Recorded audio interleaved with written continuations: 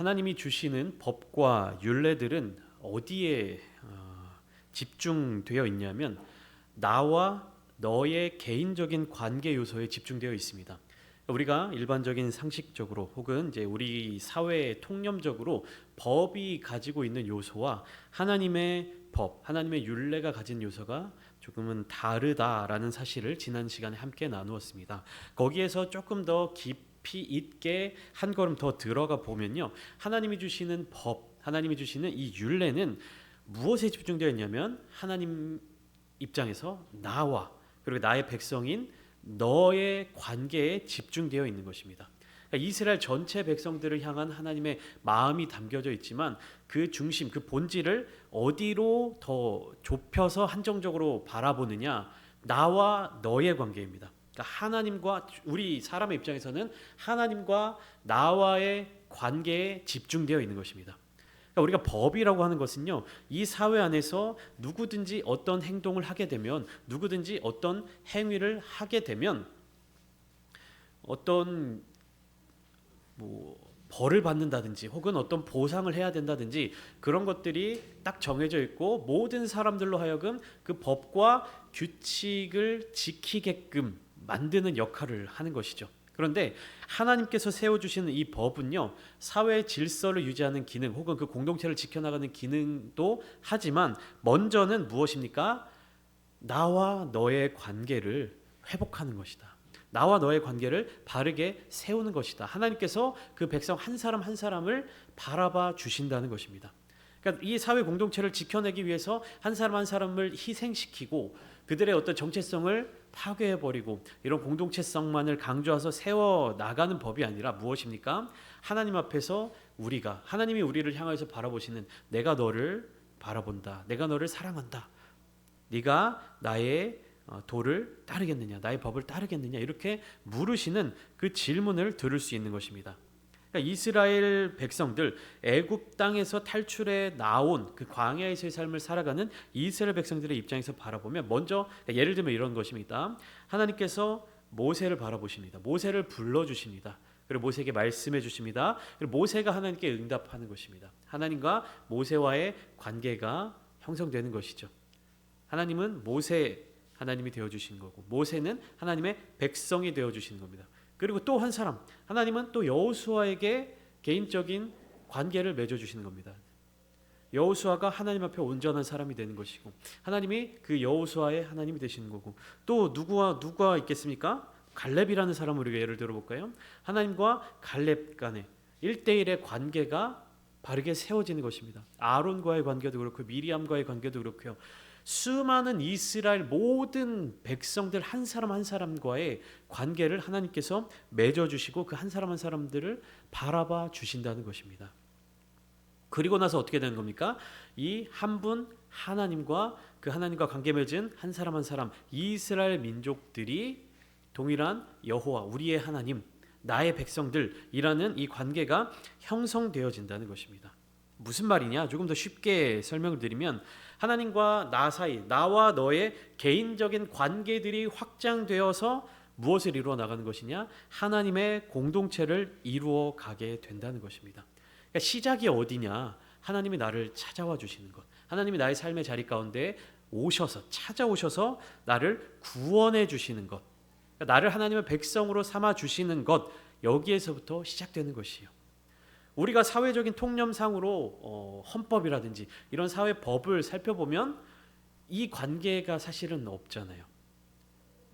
이 관계가 없습니다. 그러나 하나님의 법, 하나님의 율례, 이 하나님의 백성으로 속한 사람들이 누릴 수 있는 것은 무엇입니까? 하나님과 나와의 이 개인적인 관계들이 다 형성되고 그렇게 맺어져 나간다라는 것입니다. 그렇게 되면 가장 중요한 핵심이 무엇이냐 하면 이 한 사람 한 사람들이 하나님과 관계를 맺게 되면 하나님이 원하시는, 또 하나님이 기뻐하시는 그 공동체를 이루어 간다는 것입니다. 하나님의 뜻을 실천하고 하나님의 뜻에 순종하는 공동체가 세워져 간다는 것입니다. 우리가 인간 관계에서도 개인적인 관계들이 있죠. 여자친구와 남자친구가 서로 관계를 맺어 나가는 경우도 있고요. 부모와 아이와의 관계에서도 나타나는 모습들이 있습니다. 사실 인터넷 어떤 글에서 이런 부분들이 있어요. 한 여자가 이런 글을 올린 겁니다. 내가 남자친구랑 같이 식당에서 데이트를 하고 같이 식사를 하는데 이 남자가 종업원에게 너무 불친절하게 대합니다. 종업원을 하대하듯이 그렇게 합니다. 내가 이 남자와 헤어져야 할까요? 라는 질문을 한 겁니다. 그 질문에 담겨져 있는 의미는 무엇입니까? 이 남자가 나한테는 잘해주는데, 이 남자가 나한테는 친절하는데 다른 사람들에게는 그러한 친절한 모습을 보이지 않는 것에 대해서 이 남자가 어떠한 사람일까요? 내가 계속 만나도 되는 사람일까요? 라는 질문을 한 겁니다. 그러면 여기에서 우리가 이 질문을 올린 여자에게 뭐라고 대답을 해줄 수 있을까요? 여러 가지 대답을 해줄 수 있겠죠. 그 종업원에게는 불친절하지만 당신에게는 친절한 사람이라면 계속 만나도 되지 않을까요? 혹은 그런 종업원에게도 친절하지 못한 사람이라면 언젠가는 자기 가까운 사람들에게도 불친절한 모습을 보이게 될 것입니다. 라는 다양한 어떤 조언들이라든지 다양한 본인들이 가지고 있는 해답을 알려줄 것입니다.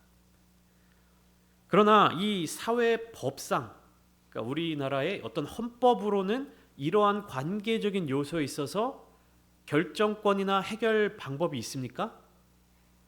없죠. 법적으로는 이 문제에 대한 답을 줄 수가 없습니다. 예를 들면 이런 게 또 있겠죠. 부모가 아이들을 훈육하고 교육하면서 이렇게 이야기를 합니다. 너 다른 친구들 괴롭히지 마라. 다른 사람들을 괴롭히지 마라. 혹은 어려운 사람들을 보면 도와줘라. 이렇게 이야기를 합니다. 이것은 부모가 아이에게 바라는 것, 그 아이를 위해서 바라는 것일까요? 아니면 그 아이가 다른 사람들에게 친절함을 베푸는, 그 친절함을 받는 그 사람을 위해서 아이에게 이러한 교육을 하는 것일까요? 설명을 다시 드리면 제 아이에게 너 친구들한테 잘해줘라 라는 이야기를 아이한테 합니다. 그러면 이 부모의 말이 누구를 위한 말입니까? 내 아이를 위한 말입니까? 내 아이가 친절하게 대할 상대방을 위한 말입니까? 내 아이를 위한 말이잖아요. 근데 이것은 법적으로 통제하거나 법적으로 판단을 내릴 수 있는 영역은 아닙니다. 그런데 하나님의 법은요, 바로 이러한 부분들까지도 하나님의 뜻을 알려주고 있는 거예요. 법적으로 우리가 사회적인 법이나 규칙으로는 판단할 수 없고 법이나 규칙으로는 가르칠 수 없는 내용들에 대해서 하나님은 이 율법을 통해서 내 마음이 어떻다, 내가 너를 생각하는 마음이 어떻다, 내가 너를 사랑하는 마음이 어떻다 라는 것을 알려주고 계시는 것입니다. 그렇기 때문에 이 하나님의 법, 출애굽기 20장부터 쭉 이어지는 어떠한 대한 법, 무엇에 관한 법, 쭉 23장까지 이어지는 이 모든 말씀 가운데 결국에 다른 사람들을 향하여서 그렇게 하면 안 된다, 그렇게 해야 된다 라고 하는 하나님의 모든 가르침의 중심에는 누구를 향한 사랑의 메시지가 먼저 선행되는 것이냐면 이 율법을 받아들이는 개인, 나 자신에게 먼저 주어진다는 것입니다. 다시 말하면 하나님의 백성으로서 속한 모든 하나님의 백성들은 이 율법에 대해서 누구에게 적용해야 되는 것입니까? 나에게 적용해야 되는 것이에요. 하나님이 나를 향해서 주신 메시지고 나를 사랑하시기 때문에 주신 메시지인 것이기 때문에 개개인이 모두 다 그것을 받아들이고 나에게 먼저 적용해야 한다는 것입니다. 그러니까 율법이라는 것은 나를 정말 나답게, 다시 말하면 나를 하나님의 백성답게 세워주고 만들어주는 역할을 하는 것이에요. 그 율법을 통해서 하나님의 뜻을 더 깊이 알아갈 수 있다는 것입니다. 근데 이스라엘 백성들은 시간이 흐를수록, 시간이 지날수록 이 하나님의 마음이 담겨져 있는, 하나님의 뜻이 담겨져 있는 율법을 어떻게 해석합니까? 나에게 적용합니까? 다른 사람에게 적용합니까? 다른 사람에게 적용하는 것이에요. 하나님의 뜻을 왜곡하게 만든다라는 것이죠. 그래서 12절부터 27절까지 오늘 본문에 폭행에 관한 법이라고 기록되어 있는데요. 이웃에 대하여서 그리고 부모에 대하여서 또 다른 사람들 다양한 부분에 대하여서 하나님께서는 세세하게 말씀해 주고 계십니다. 그런데 이 모든 말씀들이 어디에서부터 이어지고 있느냐면 10계명과 이어지고 있는 것이에요. 5번째 계명, 9번째 계명, 10번째 계명, 내 부모를 공경하라. 그리고 내 이웃의 것을 탐내지 마라. 내 이웃을 도적질하지 마라. 이러한 모든 계명들, 이웃 법과의 관계, 그리고 부모와의 관계, 다양한 부분에 대해서 하나님은 십계명을 기초로, 십계명을 토대로 이스라엘 자손들에게 이러한 법을 알려주시는 것이에요. 우리 11절, 12절 이 시작 부분을 한번 보시면 이렇게 시작하고 있습니다. 사람을 쳐 죽인 자는 반드시 죽일 것이나 이라고 이제 이야기가 시작하고 있습니다. 근데 우리가 여기서 한 가지 바라봐야 될 모습은 뭐냐면 사람을 쳐 죽인 자가 있습니다. 사람을 죽인 사람이 있습니다. 살인자라고 우리가 간단하게 얘기를 해보죠. 살인자가 있습니다. 그리고 이 살인자에게 죽임을 당한 피해자가 있습니다. 그러면 사람을 죽인 자와 이 사람으로 인하여 죽은 자 모두 이스라엘 공동체 안에 속한 자들입니다. 그렇다는 것은 이 하나님의 백성들은 하나님의 속성을 가져야 하는데 지금 어떤 일이 발생하는 것을 이제 가정하는 것입니까? 하나님의 공동체 안에서 다른 사람을 죽이는 다른 사람의 생명에 대한 권한을 빼앗아가는 그런 일이 발생하게 된다면을 가정하고 하나님께서 법을 세워주시는 것입니다. 근데 여기에서 전제되는 조건이 무엇이냐면 하나님의 백성들은 하나님의 속성을 가져야 된다는 것이에요. 그러니까 하나님의 속성 중에 한 가지가 무엇이냐면 바로 공의로우신 하나님, 하나님의 공의입니다. 정의라고도 해석할 수 있지만 정의보다 더 포괄적인, 더 넓은 의미의 어떤 그 뜻을 담고 있는데요. 이 공의, 성경 속에 나타나는 하나님의 공의하심에 대해서 이야기할 때는 무엇으로 요약할 수 있냐면 선과 악을 정확하게 분별하는 하나님의 거룩한 성품 중에 하나로 이야기할 수 있습니다. 그러니까 단순한 정의 혹은 심판의 개념을 뛰어넘어서 선과 악을 분별하는 능력이 포함되어 있는 것이에요. 그러니까 공의로우신 분은 오직 누구밖에 없으신 겁니까? 하나님밖에 없으신 겁니다. 공의에는 반드시 이 선악을 분별하는 능력, 선악을 분별하는 하나님의 거룩한 성품이 포함되어 있어야 하는 것입니다. 그렇기 때문에 이 공의롭다라는 얘기는 하나님의 완전하고 의로운 법을 기준으로 잘못된 것이나 잘된 것을 판단하고 그리고 심판하는 행위인 동시에 하나님이 인간을 판단하신 어떤 도덕적 기준으로 이해할 수 있는 것입니다. 이 법적인 어떤 정의를 내리는 용어이기 때문에 조금 어렵게 느껴질 수 있는데요. 핵심만 말씀을 드리면 선과 악을 기준으로 하나님이 판단하시는 기준이라는 것입니다. 그리고 이 하나님의 기준은 더 나아가서 무엇을 포함하고 있냐면 하나님의 백성들의 삶을 규정한 그리고 하나님의 백성이 마땅히 수행해야 할 사랑을 포함하고 있는 것입니다. 하나님이 사랑이시기 때문에 그 하나님의 사랑의 성품을 하나님의 백성들이 포함하여 순종하여 실천해야 한다라는 것이죠. 그래서 이 개역개정 성경 속에서는 하나님의 의로우심을 나타내거나 하나님의 백성들의 올바른 마음 자세나 삶의 태도를 강조할 때 주로 사용되는 것입니다. 그렇기 때문에 12절 말씀 사람을 쳐 죽인 자는 반드시 죽일 것이나 반드시 죽여야 한다라는 이 메시지, 사람을 죽인 자가 있으면 그 사람을 반드시 돌로 쳐 죽여라. 사람을 쳐 죽인 자는 반드시 죽여라, 죽일 것이나 라는 이 하나님의 말씀은 이 하나님의 말씀을 들으면서 우리가 어디에 포인트를 맞춰야 되냐면 그런 일이 발생할 때 죄인을 죽여라 이 메시지에 포인트를 맞추는 것이 아니라 절대로 다른 사람을 해치지 말라는 메시지로 포인트를 맞춰야 하는 것입니다. 이 하나님이 말씀해 주시는 모든 법들이 다 그래요. 어떠한 일이 있을 때 이러이러하게 행하라. 어떠한 문제가 있을 때 이러이러하게 처리해라. 어떠한 그런 분열이 있을 때 이러이러하게 결론을 내려라 라고 하나님께서 법을 알려주시는데 이 하나님의 법의 말씀 가운데 포함되어 있는 하나님의 뜻은 무엇이냐면 이런 일이 있을 때 이렇게 해라가 아니라 이런 일이 발생하지 않게끔 예방해라, 예비해라 라는 뜻입니다. 그러니까 사람을 쳐 죽인 자는 반드시 죽일 것이다. 이것은 여기가 살인자는 죽음으로 사형으로 심판해라. 여기에 우리가 포인트를 맞추면 안 되고 모든 하나님께 속한 이스라엘 백성들은 무엇입니까? 다른 하나님의 백성들을 사랑하는 마음으로 때리거나 죽이거나 하지 말아야 한다. 15절 말씀 자기 아버지나 어머니를 치는 자는 반드시 죽일지니라. 그런 사람들을 잡아다가 끌어다가 죽여라 이것이 아니라 모든 아들들 모든 자녀들은 부모를 공경해라. 이 메시지가 전제되는 것입니다. 16절 사람을 납치한 자가 그 사람을 팔았든지 자기 수하에 두었든지 그를 반드시 죽일지니라. 이 말은 무엇이냐면 사람을 납치한 자는 죽여라, 사형에 처해라, 이 의미가 아니라 다른 사람을 납치하면 안 된다. 모든 것이 하나님의 공의 아래에 있어야 한다는 것입니다. 그렇다고 이런 일들을 행한 사람들을 다 용서해야 되느냐? 그건 아니라는 것이죠. 이런 일이 있을 때는 반드시 이러한 처벌을 내려야 하는데 이러한 말씀을 주신 하나님의 그 마음을 우리가 어떻게 해석해야 하느냐, 이 부분을 정말로 잘 분별해야 하는 것입니다. 왜냐하면 이것을 분별하지 않으면 공의로우신 하나님의 성품을 심판하시는 하나님으로만 받아들이게 되는 것이에요. 살인자도 죽여라, 부모를 공경하지 않는 자도 죽여라, 사람을 납치한 자도 죽여라, 사람이 서로 싸우다가 어떻게 하면 또 죽여라, 이렇게 만들면 하나님을 어떤 분으로 만드는 거예요? 뭐만 하면 죽이는 하나님으로 만드는 거예요. 뭐만 하면 심판하는 하나님으로 만드는 거예요. 그러니까 하나님이 이렇게 말씀하셨다고 해서 그 말씀에 대해서 다 죽이는 하나님, 이렇게 받아들이면 안 된다는 것이죠.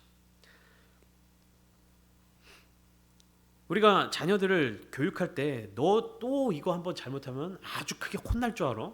아주 열대 맞을 줄 알아? 이렇게 얘기하는 게 부모 입장에서 너 잘못하기만 해봐. 내가 딱 회초리 들고 너 잘못하는 거 내가 딱 기다리고 있어. 해서 잘못하자마자 일로 와 하면서 막 때리려고 그런 말 합니까? 자녀들한테? 너 다음부터 그렇게 하면 혼날 줄 알아? 이 말은 무엇입니까? 그렇게 하지 말아라. 그렇게 하지 말아라. 그러한 모습을 가지지 말아라 라는 이야기지. 아빠가 너 어떻게 행동하는지 다 지켜보고 있어. 한 번만 더 그렇게 하고 그 행동 하자마자 잡아다가 막 이렇게 때리는 모습을 상상할 수가 없죠. 그 말은 무엇입니까? 부모로서의 역할을 감당하시는 하나님의 그 마음이 결국 무엇입니까? 자녀와 같은 그 자기 백성인 이스라엘 자손들이 그러한 악한 행위에 이르지 못하도록 미리 예방하시고 말씀해 주시고 깨닫게 해주신다는 거예요. 이러한 죄악된 행위, 악한 행위를 저지를 그때까지 하나님이 아무것도 안 하고 기다리고 계시다가 이놈은 좀 있으면 사람을 쳐 죽일 놈이야 하고 기다리고 계시다가 쳐 죽이는 순간 죽여라 이렇게 하시는 게 아닌 것이죠.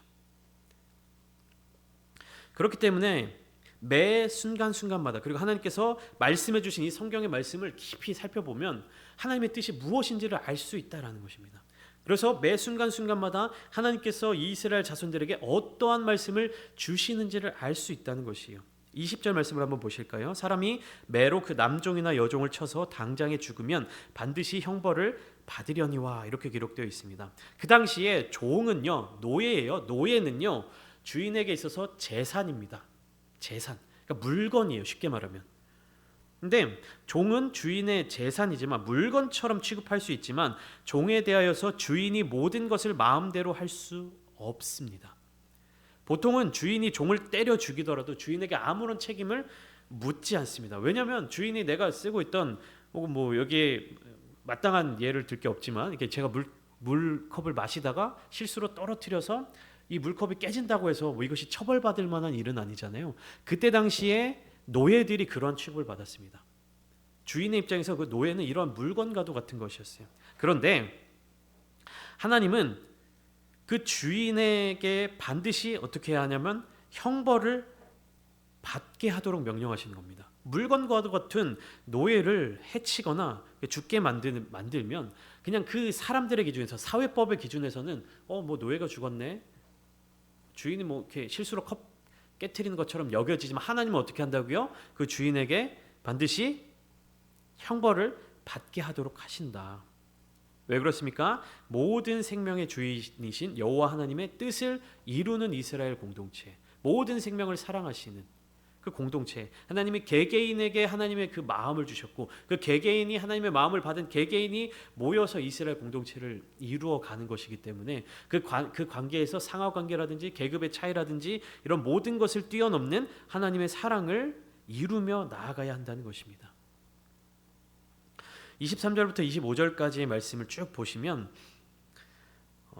생명은 생명으로, 눈은 눈으로, 이는 이로, 손은 손으로, 발은 발로, 된 것은 된 것으로, 상하게 한 것은 상함으로, 때린 것은 때림으로 갚을지니라 라고 말씀하고 계십니다. 하나님께 속한 백성들은요, 늘 무엇을 경계해야 되냐면 다른 사람들에게 피해를 주는 것, 다른 사람들을 해하는 것에 대한 경계를 갖춰야 하는 것입니다. 내가 다른 사람들을 해치거나 내가 다른 사람들을 상처 주는 것에 대해서 경계해야 한다는 것입니다. 그렇기 때문에 눈은 눈으로 갚고 이는 이로 갚아야 된다라는 이 말은요, 복수의 개념이 아닙니다. 그러니까 예를 들면 이렇게 사람이 이렇게 뭐 다투거나 어떤 일을 하다가 실수로 다른 사람의 눈을 다치게 했다라고 하면 어떻습니까? 이 다친 사람은 화가 나잖아요. 복수를 하고 싶잖아요. 그렇기 때문에 나를 다치게 한 사람을 찾아가 복수할 때 네가 당한 것 이상으로 복수하지 말라는 것입니다. 그러니까 눈은 눈으로 갚고 이는 이로 갚아라. 이것은 뭐냐면 네가 눈을 다쳤으면 상대방의 눈도 반드시 다치게 만들어라. 네가 이를 다쳤으면 상대방의 이도 반드시 다치게 만들어라. 네가 팔을 다쳤으면 상대방도 팔을 못 쓰게 만들어라. 복수하라는 개념이 아니라 무엇이냐면 네가 눈을 다쳤으면 상대방에게 복수를 하더라도 네가 다친 것 이상으로 상대방을 다치게 하지 말아라. 네가 한쪽 팔을 다쳤는데 상대방이 실수로 인해서 네가 한쪽 팔을 다쳤는데 너는 그 사람의 양쪽 팔을 다 다치게 하지 말아라라는 것입니다. 네가 다친 것을 기억했다가 끝까지 동일하게 복수해라가 아니라 네가 받은 것 이상으로 보복하지 말아라라는 뜻입니다. 이 율법에 대해서 신약 들어서 예수님은 어떻게 적용하십니까? 마태복음 5장의 말씀을 보시면 38절, 39절 말씀 이렇게 기록되어 있습니다. 또 눈은 눈으로 이는 이로 갚으라 하였다는 것을 너희가 들었으나 나는 너희에게 이르노니 악한 자를 대적하지 말라. 누구든지 내 오른편 뺨을 치거든 왼편도 돌려대며. 더 나아가서 40절 41절 또 너를 고발하여 속옷을 가지고자 하는 자에게 겉옷까지도 가지게 하며 또 누구든지 너로 억지로 오리를 가게 하거든 그 사람과 심리를 동행하고. 무슨 말입니까? 눈은 눈으로 갚으라는 말입니까? 갚지 말아라. 그러니까 구약에 하나님이 주신 율법은 상대방이 너에게 준 피해 그 이상의 피해를 주지 말아라. 그 이상의 복수를 하지 말아라 라는 의미이지만 예수님의 말씀 무엇입니까? 상대방이 너를 다치게 했더라도 너는 상대방을 용서해라. 상대방을 다치게 하지 말아라. 보복하지 말아라 라는 의미이겠죠. 하나님의 마음이 이 법이라고 하는 이 율법이라고 하는 이 기록 안에 어떻게 담겨져 있는가라는 것을 우리가 생각해야 한다는 것입니다. 28절부터 마지막 36절까지는 주인의 책임에 관한 법이 쭉 기록되어 있습니다. 예를 들어서 소가 사람을 받아서 죽였을 때 다양한 조건으로 기록이 되어 있습니다. 주인에게 책임이 없다면 소는 돌로 쳐 죽이고 주인의 형벌을 면할 것이다. 주인에게 책임이 있다면 소도 죽이고 주인도 죽일 것이다. 피해자 가족들이 원한다면 배상금으로 손해를 대신 보상해 줄 수 있다. 어린 소년이나 소녀를 받아 죽게 하였을 경우에도 동일하게 법규대로 적용한다. 남종이나 여종을 받으면 소임자가 은 30세겔을 그 상전에게 주어야 한다. 등등의 구체적인 이야기들이 다 기록되어 있습니다. 이 모든 이야기는 다 무엇이 근거가 되어야 하냐면 이스라엘 백성들이 바로 다 하나님의 마음을 가지고 있으며 하나님의 그 성품을 닮아가야 한다는 것입니다. 그러니까 책임을 질 수 있는 백성들이 되어야 한다라는 것입니다. 거룩한 하나님께 속한 거룩한 백성들이 되어야 한다라는 것이죠. 이 말을 다시 이야기하면 그들이 이스라엘 백성들이 하나님의 백성들이 지금 거룩하지 않은 상태에서 무엇인가를 작용을 해서 거룩한 상태로 변화되게끔 만드는 것이 아니라 하나님께 구원받은 그때의 거룩해진 그 거룩함을 유지해 나아가야 한다라는 것입니다. 그러니까 우리가 지금 거룩하지 못한 상태에 있는데 어떤 일을 하고 어떤 행세를 하고 율법을 잘 지킴으로 말미암아 거룩해지는 사람으로 바뀌는 것이 아니라 하나님께서 이스라엘 백성들을 애굽 땅에서 인도해 주시고 그들을 구원해 주시고 율법을 주실 때 이미 이스라엘 백성들은 어떤 상태인 거예요? 하나님을 닮아 거룩한 상태인 겁니다. 그래서 그 거룩한 상태를 지켜내기 위해서 유지하기 위해서 무엇을 주신 겁니까? 율법을 주신 것이에요. 그러니까 율법에 대한 생각을 우리가 바꿔야 됩니다. 너희가 지금 거룩하지 못하고 부족하고 정말 보잘것없는데 이 율법을 잘 지키면 너희가 거룩한 백성이 되는 것이야. 이것이 아니라 너희는 이미 나에게 속했고 너희는 이미 나의 백성이고 너희는 이미 거룩한 백성들이야. 거룩한 백성들이 가져야 될 모습들은 이런 모습들이다라고 하나님이 주시는 것이 율법이라는 사실입니다. 그래서 이스라엘 사람들은 이러한 거룩한 삶을 통하여서 세상 속에서 섬기는 자들이 되어야 하는 것이에요. 그래서 그것이 책임 있는 백성들의 삶이 되어야 하는 것입니다. 28절부터 36절까지 쭉 기록하고 있는 것은요, 소라고 하는 어떤 재물, 자기가 관리해야 될 가축이 저지른 일들에 대해서 주인이 어떻게 책임을 져라 라고 하는 부분에 대해서 설명하고 있지만 이 모든 것들이 12절부터 쭉 이어지는 모든 것들이 결국에 무엇을 이야기하고 있는 것이냐면 내가 하나님의 백성으로서의 성품, 내가 하나님의 백성으로서의 모습, 그 거룩함을 지켜나가고 거기에 대한 책임을 져야 한다라는 이야기를 하고 있는 것입니다. 다른 사람들을 해치고 상처 주는 자들이 되는 것이 아니라 섬김과 책임을 지는 자세로 회복하는 자들이 되어야 한다는 것입니다. 이스라엘 백성들은 이집트 땅에 있을 때, 애굽에 있을 때 약한 자의 자리, 그리고 연약한, 부족한 종살이를 하고 있었습니다. 하나님은 이스라엘을 구원하셨고 종노릇하는 하나님의 백성들에게 자유를 주셨던 것입니다. 이제 이스라엘은 종에서 자유함을 얻었고 하나님의 백성으로서 그 하나님의 사랑을 전달해야 될 전달자가 된 것입니다. 과거의 이스라엘 백성들에게는 선택지가 없었어요. 내가 무엇인가를 선택해서 노예가 된 것이 아니라 노예로서 살아갈 수밖에 없는 환경에 처해져 있었다는 것입니다. 그런데 이제는 어떻게 된 거예요? 선택지가 생겼어요. 선택할 수 있는 자리에 올랐던 것입니다. 그러면 이제 어떤 선택을 하게 될 것이냐? 그들의 과거를 기억하는 사람들은 어떠한 선택을 하게 될 것이냐? 자유가 주어졌고 그 자유 위에 하나님의 마음이 담긴, 하나님의 뜻이 담긴 율법이 주어졌을 때 이스라엘 자손들은 어떤 선택을 하게 될 것인가? 우리는 하나님께 속한 자들입니다. 우리는 하나님께 속한 백성들입니다. 그렇기 때문에 우리의 생각, 우리의 기준은 어디를 향해 있어야 됩니까? 하나님을 향해 있어야 됩니다. 나의 생각이 하나님의 생각을 따라가야 하는 것이고 나의 기준이 하나님의 기준에 맞추어져야 한다는 것입니다. 그럴 때 하나님은 자기 백성을 책임져 주신다는 것이죠. 율법은 하나님의 백성들이 지켜나갈, 그리고 하나님의 성품과 하나님의 모양을 닮아 나가는 방법일 뿐입니다. 이것은 우리를 구속하는 것이 아니고요, 우리를 처벌하기 위한 도구가 되는 것도 아닙니다. 하나님을 더 깊이 알아갈 수 있는, 하나님의 성품을 깨달을 수 있는, 하나님을 닮아갈 수 있는 그러한 방법을 알려주는 것이죠. 오늘 우리는 신약의 시대를 살아갑니다. 어떤 사람들은 신약의 시대에 들어왔기 때문에 율법이 사라졌다라고 이야기하는 사람들도 있습니다. 그러나 율법은 사라지지 않습니다. 예수님은 율법을 없애러 오신 것이 아니라 율법을 완성하러 오신 것입니다. 그 율법이 무엇이기 때문에 통제하기 위한 방법이 아니라 하나님의 마음을 담아서 우리들에게 주신 그 하나님의 뜻이 담겨져 있는 것이기 때문에 주님은 율법을 완성하러 오신 것입니다. 오늘날을 살아가는 우리가 바로 이러한 율법을 온전하게 받아들여야 하는 것이죠. 함께 기도함으로, 주님 앞에 나아감으로, 주님을 닮아감으로 이 율법을 우리도 함께 완성해 나가야 하는 것입니다. 오늘 이 시간 함께 기도하실 때 우리가 하나님을 향하여서 우리의 마음을 열고 나아가기를 소망합니다. 나의 뜻대로, 나의 이익을 위하여서 나의 생각대로 살아가는 것이 아니라 하나님의 생각을 여쭙고 하나님의 방향을 바라보고 하나님께서 나에게 주시는 그 말씀을 기억하며 살아가게 하여 주시옵소서. 우리가 기도하는 모든 순간순간마다 나의 요청을 하나님께 올려드리는 것이 아니라 하나님의 뜻을 나의 마음 가운데 받아들이는 시간이 되게 하여 주시고, 하나님께서 이 세상 가운데 우리를 보내주셨던 것처럼 우리도 하나님의 마음으로 세상을 섬기는 자들, 세상을 섬기는 교회가 되게 하여 주시옵소서. 함께 기도하시며 주님께서 부어주신 놀라운 은혜를 누리시는 오늘 이 시간 되시기를 주님의 이름으로 축원합니다.